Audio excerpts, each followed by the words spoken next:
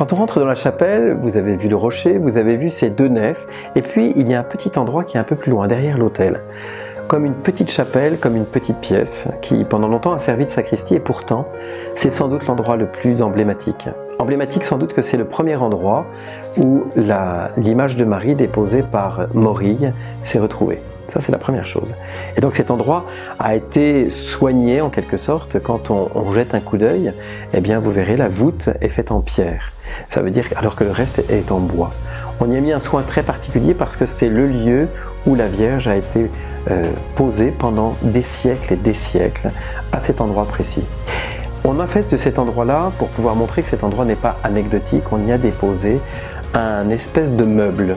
Une espèce de meuble que les chrétiens appellent tabernacle, qui vient d'un très vieux mot qui s'appelle tabernaculum en latin, qui veut dire la tente de la rencontre. La tente, c'est tout simplement le lieu où l'on va s'asseoir, comme chez les Bédouins, pour prendre le temps de se parler, d'être ensemble, juste de parler de tout et de rien. La tente de la rencontre, c'est simplement quelqu'un qui nous attend. C'est vraiment une attente aussi. Quelqu'un qui nous attend, c'est le Christ.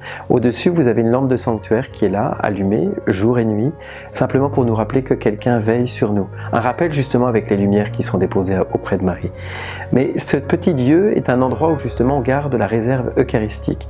Les hosties conservées là ont été consacrées pendant la messe.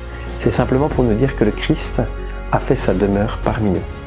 C'est voilà quelque chose qui est essentiel, c'est pour ça que l'Angélus sonne 3 fois par jour dans toutes nos églises à travers le monde, simplement pour nous dire qu'un jour Dieu a fait sa demeure, a planté sa tente parmi nous, a planté son tabernacle, une tente de la rencontre, et chaque église est comme une tente de la rencontre, alors encore faut-il qu'on puisse se rencontrer.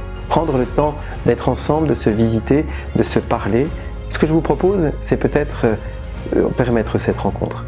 Permettre cette rencontre, elle n'est possible que quand on commence par s'asseoir, qu'on prend le temps du silence, qu'on prend le temps juste d'ouvrir sa vie à celui qui habite en ce lieu qui tout simplement nous rappelle que Dieu a fait sa demeure parmi nous.